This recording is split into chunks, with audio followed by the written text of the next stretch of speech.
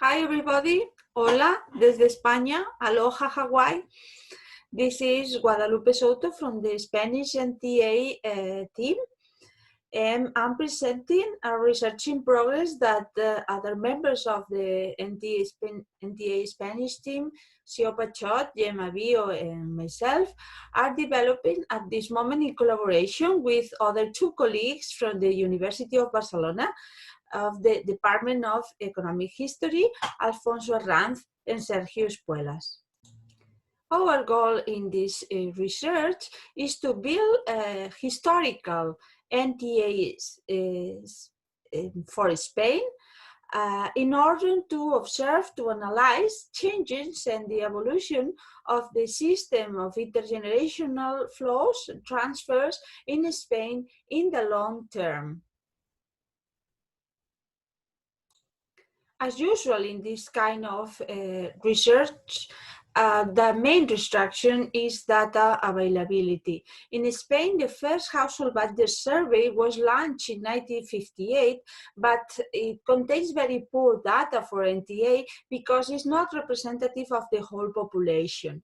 New ways were launched in 1964 and 1973, but unfortunately, microdata are missing and cannot be used. So the first complete household budget surveys with all the information we need to build NTAs are those for 1980 and 1990 that, thanks to a research group in the Universidad Carlos III in Madrid, is digitized and now available for be used by researchers. So in this presentation, I am going to show you our results for the NTA in Spain in 1980 and 1990 and compare them to the more recent results for 2000 and 2012 in order to analyze the evolution of the different profiles. We will also present a very preliminary estimation for a previous year, is 1960, but is for the moment very preliminary because we have to explode a lot of different data sources and made a lot of assumptions that for the moment make us to be very cautious with the results. It is important before starting to present the historical NTAs for Spain to take into account the important political changes that Spain has after 1975 with the end of dictatorship and when starting profound changes both in socioeconomic structures and in all the aggregates.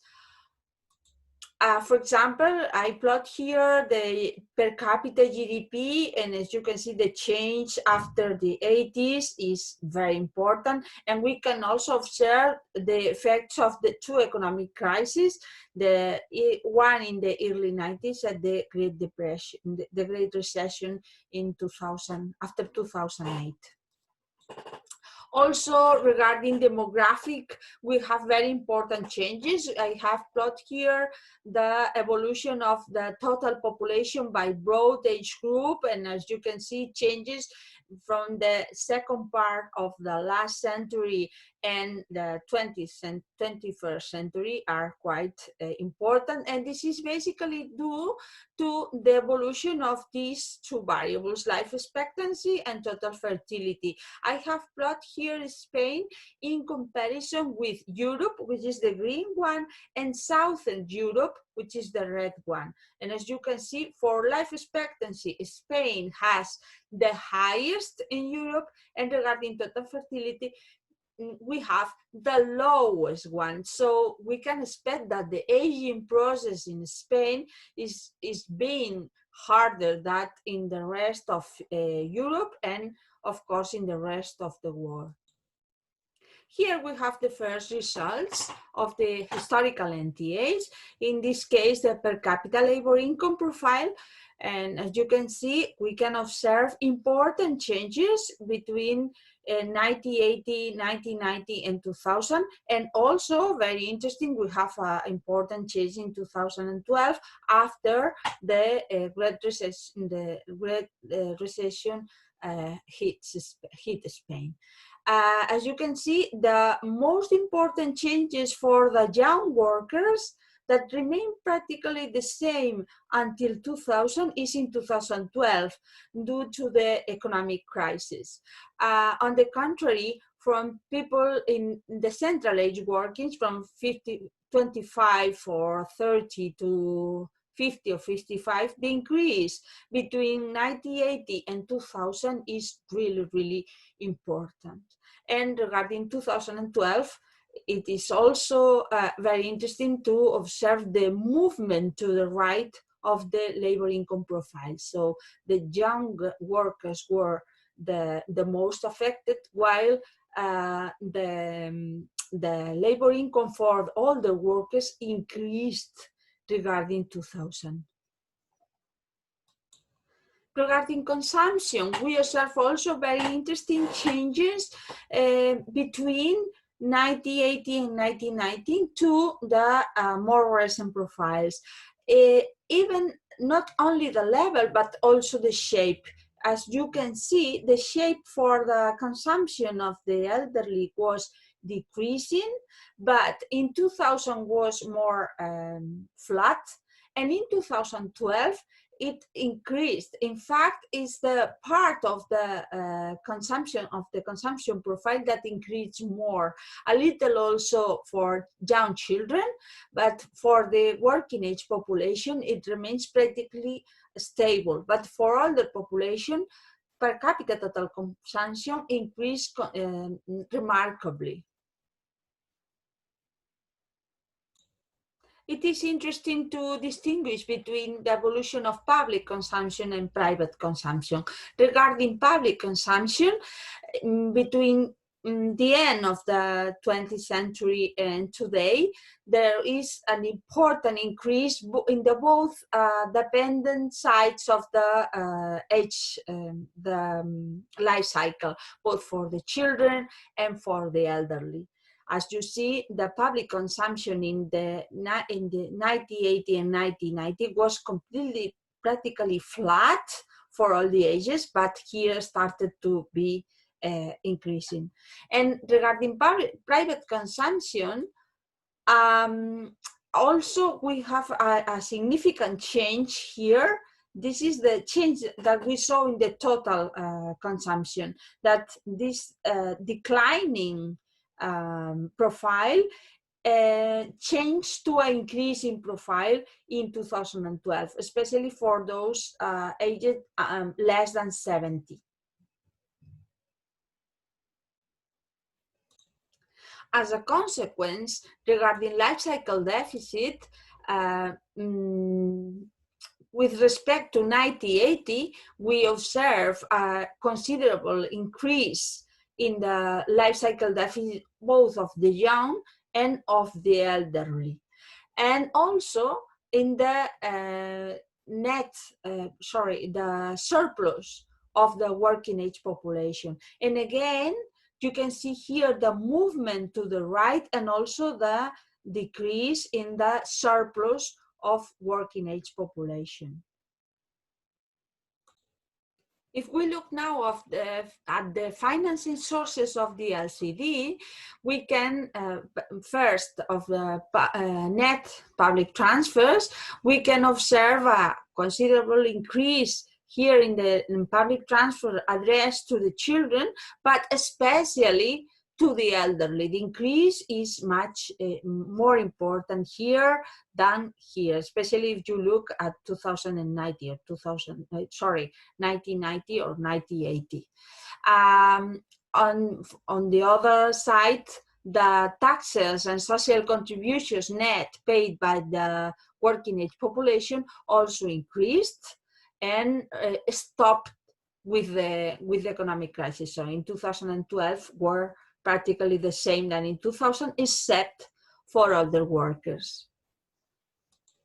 And for the private transfers, the changes are smaller than in the case of public transfers. And I would highlight the change here for this group of ages, basically 15 20 years old or 20 something, probably because of the growing importance of the high education. And here I have added our preliminary estimation for 1960 to the estimations of, in this case, 1980, 2000, and 2012, in order to have a picture about the evolution in the long run.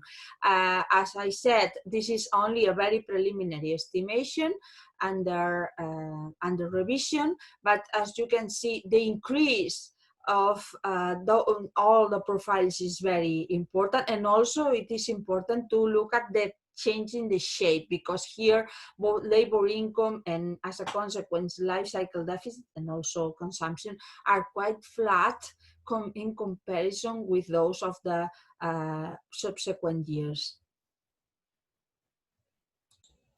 The main findings of our research can be summarized in these three points. First, we have observed a gradual increase in the importance of public transfers as a reallocation mechanism at the same time that the welfare state was consolidated in the country with the democracy. Second, there is also a gradual increase of the importance of the elderly in the size of total reallocations. And probably more important than this is the third point, that we have observed the progressive bias of the government transfers towards sustaining the elderly's income. So as a consequence, poverty risk tends to be concentrated in families with dependent children. And in order to illustrate this point and its importance, I have selected two indicators from Eurostat in the last 15 years, from 2005 to 2018. The first one is the percentage of people at risk of poverty or social exclusion by age group in Spain. And if you look at the picture in 2005, it is quite different, it's completely different. Basically, it's opposite to the one in 2018. So here, people with the highest risk of poverty or social exclusion was elderly, all people, but here in 2018, this is the less risk of poverty, basically because pensions have acted as a security net for these people, and there was no net for young people, especially young workers, and for the children. And this picture is also repeated here when we look at people at risk of poverty by type of household. If you look at 2007, the difference between households with and without the dependent children was really small, less than 1 percentage point, but along the economic crisis, this difference has increased a lot. And in 2018, we have the last data from Eurostat, you can see that the risk for a household without children is less than before the crisis, but for households with children, it has practically doubled. So it's now near 20% of people living in households with dependent children who are in risk of poverty. So poverty tends to concentrate in households with children, and maybe this is a good reason to rethink the reallocation system, and particularly the welfare state. And that's all for my side. I hope you have enjoyed my presentation, and I wait for your comments or suggestions. Thank you very much.